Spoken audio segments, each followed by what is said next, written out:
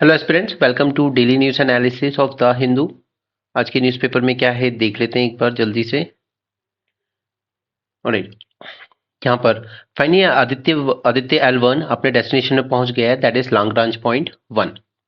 Okay, ये लाई कहाँ करता है? सन और अर्थ के बीच की लाइन में लाई करता है। और इसी जगह को क्यों चूज किया? इसको चूज इसलिए किया गया है ताकि ये इक्लिप्स के टाइम भी सन को कॉन्स्टेंटली ऑब्जर्व कर सके। ठीक है, this is the advantage that continuously viewing the sun without any eclipse. This mean it can be observed the solar it can observe solar activities continuously. Okay, और उसका distance कितना है? 1.5 million kilometre of the earth, यानी कि आप सोच लीजिए कि सन और अर्थ के बीच के डिस्टेंस का हार्डली 1% है ये। Okay, now it has been inserted in the halo orbit around Lagrange point 1.5 million kilometre की जर्नी तय की है इसने। और इसको जो मैन्यूवर करवाया गया है, एस्टैब्लिश किया गया है यहाँ पर, ये किया है ISRO telemetry tracking command network, जिसका जो है हमारा बेंगलुरु में। ठीक है, not in civil service examination but UPSC जो अदर एग्जामिनेशन होते हैं ना, उनमें इस तरह की बॉडीज और उनके हेडक्वार्टर्स पूछ लिए जाते हैं। तो इसका याद रखिएगा, बेंगलुरु में। ठीक है, इस मिशन को हम ऑलरेडी डिटेल में कवर कर चुके हैं, इंक्लूडिंग कि इसमें जो जो पेलोड है वो क्या क्या काम कर रहे हैं। ठीक है, तो पुराने लेक्चर्स में आपने देखा होगा। तो नेक्स्ट इसकी कश्मीरी स्क्रिप्ट जो है वो ऑलमोस्ट बिल्कुल एकदम डेथ पर है, क्योंकि आज आज वो लोग जो इस कश्मीरी लैंग्वेज को लिख सकते हैं, बोल सकते हैं, वो हार्डली 5% रह गए। ओके, जो लिख सकते हैं, जस्ट 5% पॉपुलेशन। तो माइक्रोसॉफ्ट और गूगल इसमें कुछ हेल्प कर रहे हैं। That is Microsoft India's MS translator software has now included the Kashmiri language as well. Okay, तो ये बस आप ऐसा एग्जाम्पल कभी कोट कर सकते हैं कैसे हम टेक्नोलॉजी का यूज कर सकते हैं अपने लैंग्वेज या हेरिटेज कंजर्वेशन के लिए। यहाँ पर गवर्नमेंट ने अमेंड किए हैं कुछ drug rules to raise the quality. Quality की बात हम लोग काफी टाइम से कर रहे हैं, मैंने आपको एग्जांपल दिए हैं उज्बेकिस्तान, गैम्बिया और इस तरह की, जहां पर इंडियन सिरप एंड मेडिसिन की वजह से प्रॉब्लम हुई है। Now, aimed at ensuring the quality control of pharma and biopharmaceutical products, health minister ने नोटिफाई किए हैं revise rules under schedule M. अब इस शेड्यूल एम को याद रखिएगा, कभी डायरेक्ट पूछा जाए तो क्या होता है। शेड्यूल एम आता है ड्रग एंड कॉस्मेटिक रूल्स 1945 के अंडर में। ओके, ये प्रिस्क्राइब करता है good manufacturing practices for pharmaceuticals. अब ये गुड मैन्युफैक्चरिंग प्रैक्टिस क्या है? तो WHO कुछ नॉर्म्स प्रिस्क्राइब करता है ड्रग्स की क्वालिटी के लिए। ओके, उसके ये जो गुड मैन्युफैक्चरिंग प्रैक्टिस, ये जो नॉर्म्स है GMP, तो हमने अल्टीमेटम भी दिया था अपने यहाँ की सभी कंपनीज को। कुछ कंपनीज को 6 मंथ का टाइम दिया था और कुछ कंपनीज जो छोटी हैं उनको 12 मंथ का टाइम, कि आप इनको इनको मीट कीजिए इन नॉर्म्स को। ओके, GMP को, ताकि ये क्वालिटी का इशू कंट्रोल किया जा सके। Let's move further. हाँ, यहाँ पर एक इशू है कि देखिए, जम्मू कश्मीर में राटले हाइड्रो इलेक्ट्रिक पावर प्रोजेक्ट है। क्या आप मुझे बताएंगे किस रिवर पर है? कमेंट सेक्शन में। ओके, तो यहाँ पर अब देखिए, जम्मू कश्मीर में ऑलरेडी इलेक्ट्रिसिटी का ही शॉर्टेज चलता है, बट उसके बाद राजस्थान के साथ एक डील साइन की जाती है कि 40 साल तक हम आपको ये इलेक्ट्रिसिटी सेल करेंगे। नाउ द प्रॉब्लम इज कि आमतौर पर जो इस तरह की डील्स होती है ना, वो 20 ईयर्स के लिए होती है, बट आपने ये 40 ईयर्स के लिए की है। और दूसरा कि जम्मू कश्मीर जहाँ पे ऑलरेडी इलेक्ट्रिसिटी की शॉर्टेज होती है, वहां से आप पावर परचेज करके राजस्थान में दोगे। ठीक है, तो मतलब फिर से वही सब बातें आ जाती है कि एक स्टेट के रिसोर्स को एक्सप्लॉइट किया जा रहा है दूर से रिसोर्स दूसरे स्टेट के लिए। ठीक है, ये एग्जाम्पल भरे पड़े हैं हमारे यहाँ, Assam and Bihar and Bengal. Right, तो दूसरा, फिर यहाँ के लोगों में एक जो डिससेटिस्फैक्शन जनरेट होता है। ठीक है, और खासकर जब बात कश्मीर की हो, तो यहाँ पे तो आपको गुडविल क्रिएट करने के लिए भी आप काम कर रहे हो पोस्ट आर्टिकल 370 रिमूवल, बट इस तरह की चीजें करने से तो वहाँ के पॉलिटिशियंस को, स्पेशली जो सेपरेटिस्ट है, उनको एक और रीजन मिल जाता है। Such agreements usually last for maximum 20 years, but this one is for 40 years. वो भी एक प्री नेगोशिएटेड प्राइस पर, कि अगले 40 साल इसी प्राइस पे आपको इलेक्ट्रिसिटी सेल की जाएगी, and this price is also unknown, ये भी नहीं बताई गई है। ये, और आपको पता है अभी कश्मीर में इलेक्शन नहीं हुए, कोई पॉलिटिकल पार्टी नहीं है, जो भी कर रहे हैं वहां की गवर्नर कर रहे हैं डायरेक्ट। राइट, तो ऐसे में जो डिस्ट्रस्ट होता है वो और ज्यादा बढ़ता है। जाओ, यहाँ पर कर्नाटका में dominant Vokkaligas and Veera Shaiva Lingayat community है। ये कह रही है कि जो जो कास्ट सर्वे पहले कराया गया है वो अनसाइंटिफिक था, उसको कैंसिल कीजिए। But at the same time some seers from Dalit and OBC community वो कह रहे हैं कि नहीं, उसी कास्ट सर्वे को आप रिमूव कीजिए। ठीक है, वो ठीक था, आप उसका डेटा रिलीज कीजिए। तो ये भी चीफ मिनिस्टर से मिले थे, तो आप देखते हैं कब रिलीज होता है और क्या निकल के आता है उसमें से।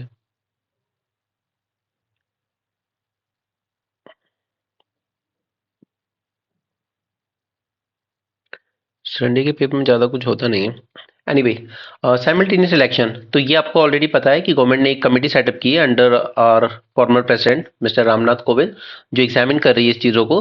और लॉ कमीशन ऑफ इंडिया ने इसका डोमेन थोड़ा और बढ़ाया। अभी तक देख रहे थे कि लोकसभा एंड लेजिस्लेटिव असेंबली, इनके इलेक्शन साथ में हो सकते हैं क्या, बट अब यहाँ पर लोकल इलेक्शंस भी ऐड कर लिए गए कि ये देखते हैं कि पूरे देश में सारे लेवल के इलेक्शन एक साथ हो सकते हैं या नहीं। Law commission has announced the ambit of its study to include holding local body polls along with national state elections.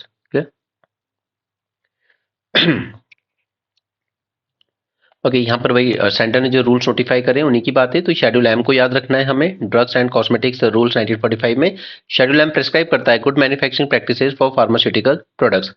This GMP is a mandatory standards that build and brings quality products by way of control of materials, methods, machines, processes, personnel, facility and environment. GMP was the first incorporated in Schedule M in 1988 and it was last amended in 2005. अब ये जो word था GMP, इसको replace कर दिया गया है with good manufacturing practices and requirements of premises, plant and equipment for pharmaceutical products. ठीक है, सिर्फ नॉमेनक्लेचर चेंज किया गया है। हम इसके थ्रू हमारी कोशिश होती है कि हमारे जो क्वालिटी स्टैंडर्ड्स हैं they should be on par with global standards, specially WHO। Okay, क्योंकि वो नॉर्म्स ग्लोबली एक्सेप्टेबल होते हैं सभी कंट्रीज में। फिर यूएसए जैसी कोई कंट्री ये नहीं कहती कि यहाँ पे इससे आने वाले ड्रग्स बहुत ही पुअर क्वालिटी है। It adds that companies must market a finished products only after getting satisfactory result on test of the ingredients and retain a sufficient quantity of the samples. Lastly, अगस्त में government ने ultimatum दिया था 6 month deadline for small manufacturers and 12 month deadline for large manufacturing unit कि आप WHO GMP के certification के norms meet कीजिए। ओके, और ये जो रिवाइज रूल्स हैं it is based on companies turnover as well, किस कंपनी का कितना टर्नओवर है। अब देखिए यहाँ पे ह्यूमन ट्रैफिकिंग हमेशा से एक इशू है। Now can you tell me the article number, fundamental rights में वो कौन सा आर्टिकल नंबर है जो ह्यूमन ट्रैफिकिंग को प्रोहिबिट करता है।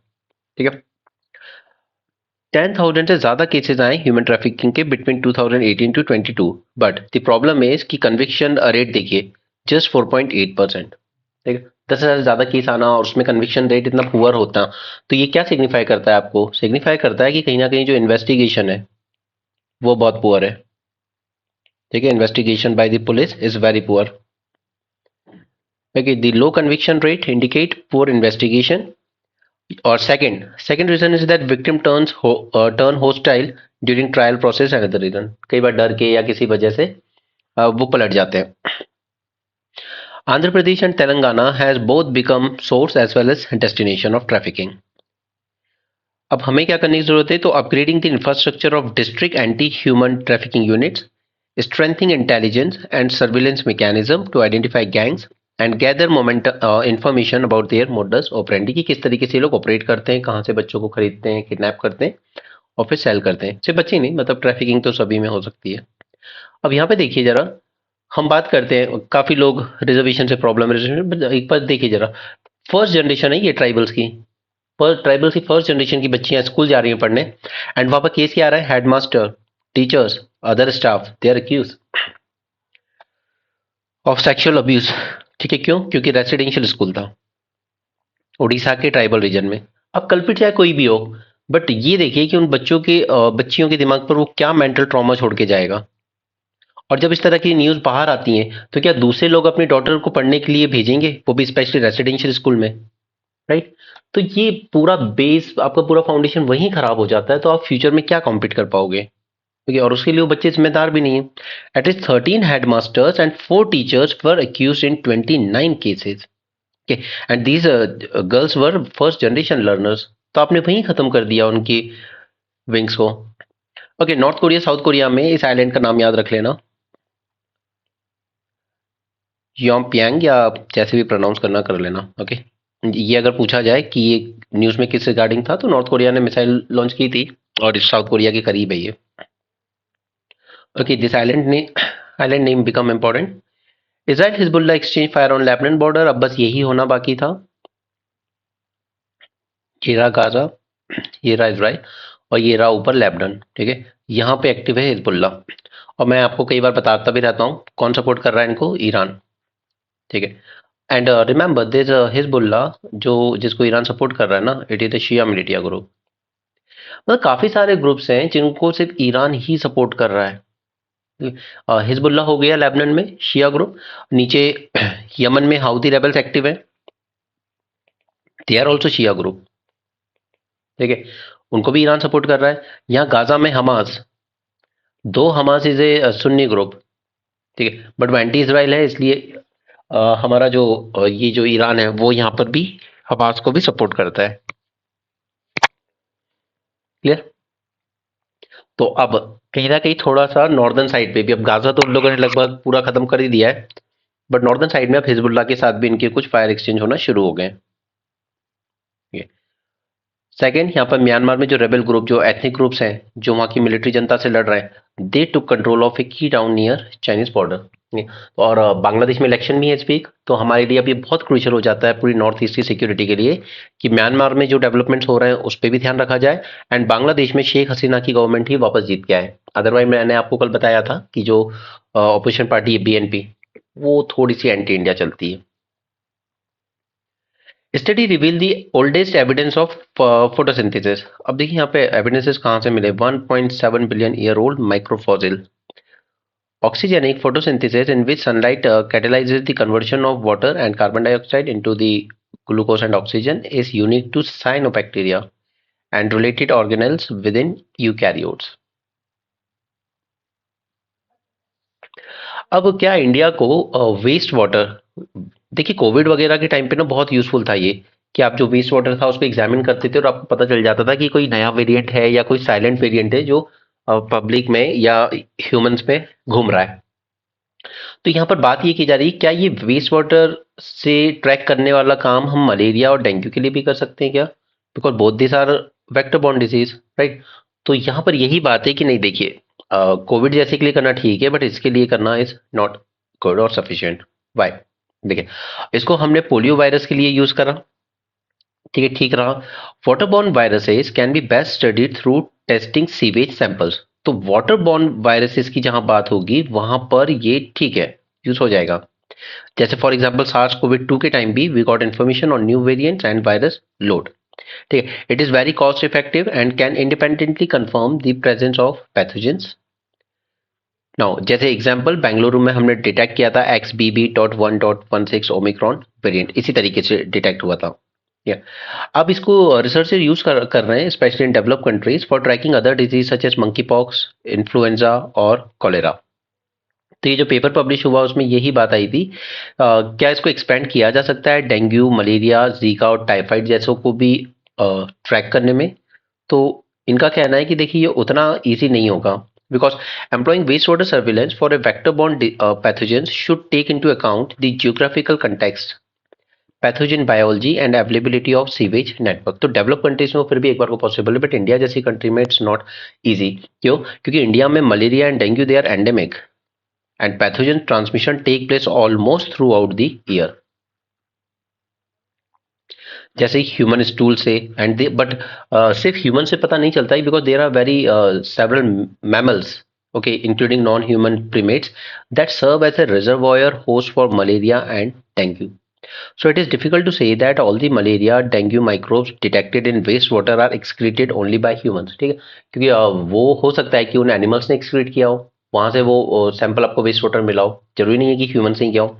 इन the case of dengue, virus shedding by human is low and this makes it difficult to detect. ठीक है, mosquito surveillance should not be decline. ठीक है, ये जो हम लोग तरीका भी यूज कर रहे हैं मॉस्किटो सर्विलेंस का, जैसे हर बार बारिश आने से पहले चेक करने आते हैं। Unlike waterborne pathogens such as rotavirus and hepatitis, which are passed through human excreta, vector-borne disease that have other reservoir hosts will be a challenge. Okay, आगे बढ़ते हैं। यहाँ पर एक प्लाज्मा सेल से रिलेटेड है। Long lived plasma cell originate in germinal centers and usually take up residence in the bone marrow, and they secrete antibodies and help protect against pathogens over long periods.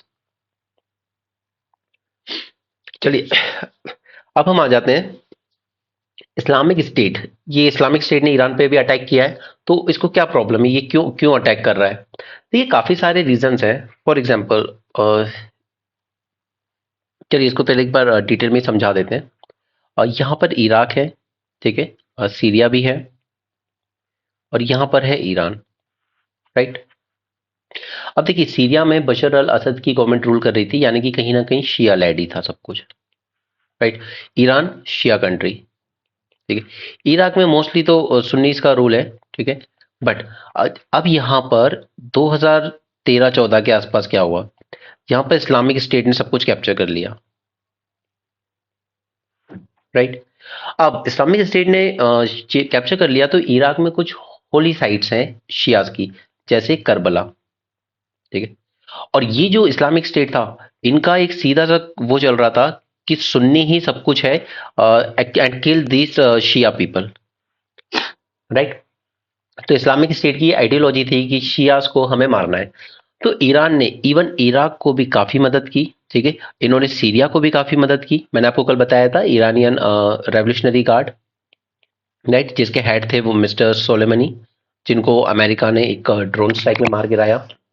Okay, और उन्हीं की बरसी थी ये, जब वो celebration वो चल रहा था वहां पर उनका मस्जिद में या उनकी मज़ार पे, और वहीं पे अटैक किया इस्लामिक स्टेट ने, क्योंकि they hate this man, right.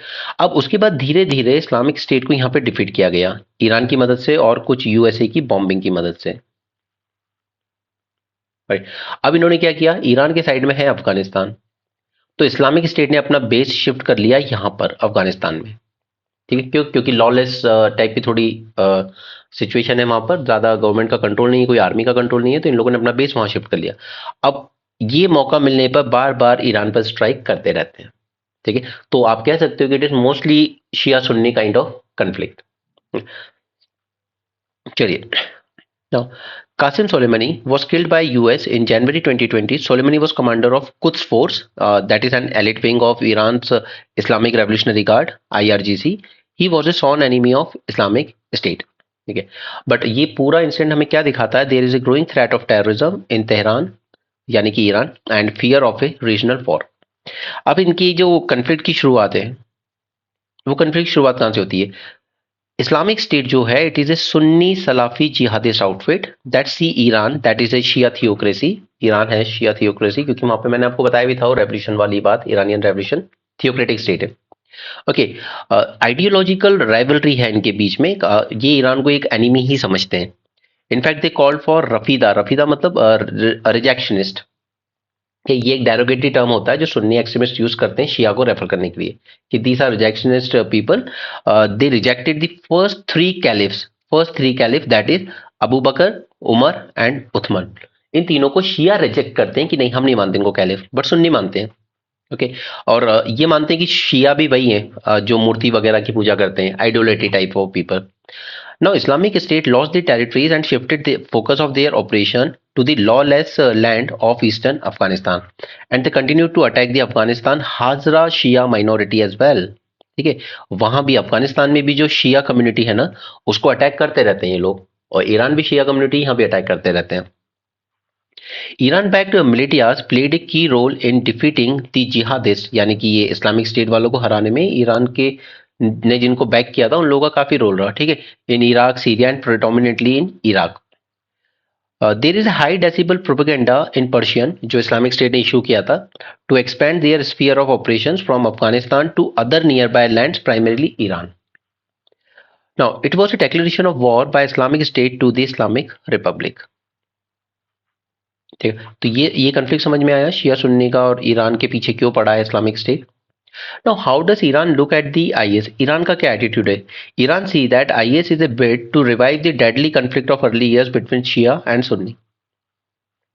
Iran was the first country that rushed aid to Baghdad when Islamic State started gaining territories in Iraq. ठीक है, इसने इराक की मदद करना शुरू की। 2014 तक आते आते इस्लामिक स्टेट ने कैप्चर कर लिया था Mosul. Mosul is the second largest city of Iraq, remember this. Okay, match the following में आ जाता है एग्जाम में। ईरान ने डिस्पैच की अपनी रेवोल्यूशनरी गार्ड फोर्स की कुछ unit to protect Baghdad and holy Shia cities of Najaf and Karbala. Now this city, this is very holy site for Shias, okay, Najaf and Karbala, और दोनों कहाँ है? Iraq में। ये भी याद रहेगा। तो आपको 3 सिटीज के नाम यहाँ पे याद रखने हैं। Mosul, second largest city of Iraq, Najaf and Karbala. ठीक है, these are holy sites located in Iraq, right? Now, it recruited, trained, and dispatched militias to Syria, where the regime of Bashar al-Assad, ठीक है, Syria में Bashar al-Assad was fighting a civil war against host of rebels and jihadists, including Al-Qaeda and Islamic State. In Iraq, Shia militias fought alongside the Iraqi army and Kurdish force. Kurdish का incident issue जो है वो मैं आपको बाद में कभी बताऊंगा, क्योंकि ये मतलब अच्छी खासी पॉपुलेशन है इनकी, लेकिन ये अलग अलग कंट्रीज में फैले हुए हैं, कुछ टर्की में, कुछ सीरिया में, कुछ इराक में, और ये चाहते हैं अपना खुद का एक देश, बट इनको मिल नहीं रहा है। लेकिन ये अच्छे फाइटर होते हैं कुर्दिश, और इन्होंने इस्लामिक स्टेट को डिफीट करने में काफी इंपॉर्टेंट रोल प्ले किया था। Kurdish Peshmerga militias under American air cover against the Islamic State. Now the man behind all this anti IS operation was general Qasem Soleimani. Okay, तो इसीलिए इस्लामिक स्टेट इसको enemy मानता है, और इनके मरने के बाद भी इनकी कब्र पे जब लोग थे तो वहां पे इसने बॉम्ब ब्लास्ट किया। ठीक है, अब वो एक अलग एंगल है कि यूएसए ने क्यों मारा इसको। Now, what is Qasim Soleimani? Who was this person? He was defender of Islamic revolution, shaping Iran's forward defense doctrine. Iran helped create Hezbollah. Hezbollah कौन? वही लेबनान में जो आज इसराइल से अब लड़ाई शुरू कर रहा है। ठीक है, लेबनान में बेस्ड एक मिलिटिया ग्रुप है हिजबुल्ला। ठीक है, ये भी शिया ग्रुप है। ठीक है, a Lebanese Shia movement in 1980s, and it continued to nurture good ties with the Iraqi Shia organization throughout the regime of Saddam Hussein. Iran build stronger ties with Yemen Shia rebels Houthis. ठीक है, आज Yemen में जो हाउथीज गदर मचा रहे हैं वो भी शिया है, as well as Hamas and the Islamic jihad. Hamas Sunni group है, लेकिन क्योंकि इसराइल का एनिमी है तो इसको सपोर्ट करता है ईरान। तो इस आदमी ने, Soleimani, he formed a strong anti IS coalition. US helped the Shia coalition fight the IS in Iraq, but it also accuse Soleimani of supporting the terrorism. क्यों? क्योंकि आप हमास को सपोर्ट कर रहे हो। ठीक है, वो इसराइल का दुश्मन है, तो यूएस को वो बात पसंद नहीं आई। ठीक है, आप यहाँ पे हाउथीज को सपोर्ट कर रहे हो यमन में, वो बात भी इसको पसंद नहीं आई। क्यों? क्योंकि वहाँ वो है, वहाँ पे रूल करती है mostly Sunni community, and Sunni यानी कि सऊदी अरेबिया की क्लोज, और सऊदी अरेबिया क्या है? ये एलाई है यूएसए का। ठीक है, इसलिए सोलेमनी पसंद नहीं था यूएसए को। नाउ जनवरी 2020 में यूएस स्ट्राइक की, अपनी बगदाद में एक एयर स्ट्राइक की और असैसिनेट कर दिया सोलेमनी को। Now what this attack mean for Iran? It point to Iran's growing security vulnerabilities as well as its Islamic State's expanding capabilities.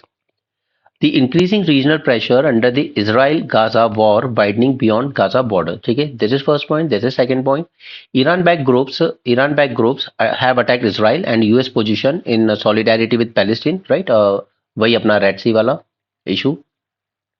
Okay, Hezbollah has been engaging Israel troops on Lebanon's southern borders in limited way. That is fourth point. And Shia militias in the Iraq have repeatedly targeted US forces deployed in Iraq and Syria. Yemen's Houthi attacked the 25 commercial vessels in Bab al-Mandeb Strait, and US have retaliated against this attack. But US के इस initiative को किसी भी country ने join नहीं किया, just as a mark for protest against US unconditional support to Israel.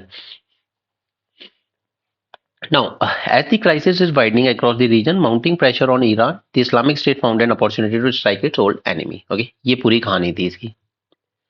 अब यहाँ पर इंडिया की जो इंपोर्ट बढ़ रहे हैं, क्यों? क्योंकि अब हमको पूरा अब हम यहाँ रेड सी से ना जाके हमारे जो वेसल्स है वो प्रेफर कर रहे हैं पूरा केप ऑफ गुड होप को सरकमेंट करके। ठीक है, तो उससे क्या हो रहा है कि टाइम बढ़ रहा है एक तो इंपोर्ट एक्सपोर्ट में, और उसके बाद कॉस्ट ओवररन भी हो रही है क्योंकि ट्रांसपोर्टेशन कॉस्ट बढ़ रही है। Major cargo shipping lines decided they would not operate on this route, whether exporting to Europe, US East Coast or even to countries in North Africa. The longer route is used now.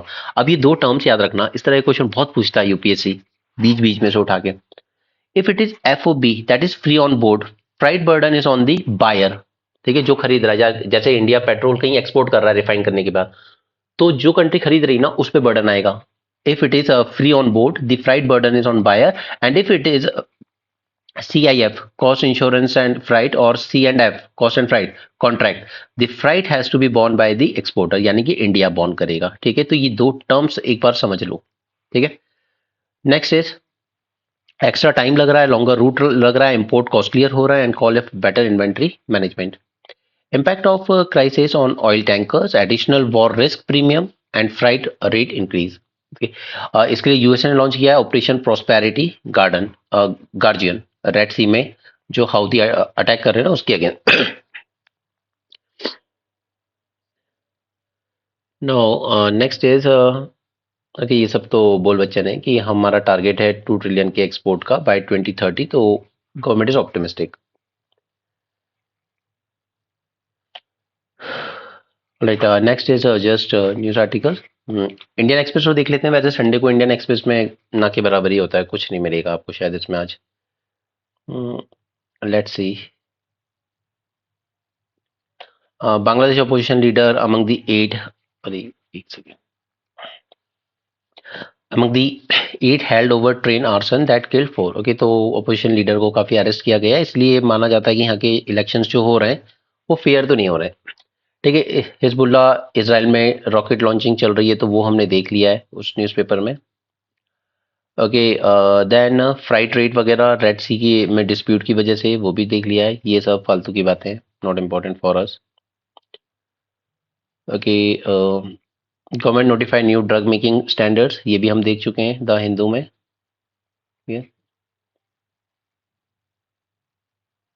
Okay, ये successful mission of L1. Okay, ये सब हम जान चुके हैं. Okay, सो आज के paper में सिर्फ इतना ही था.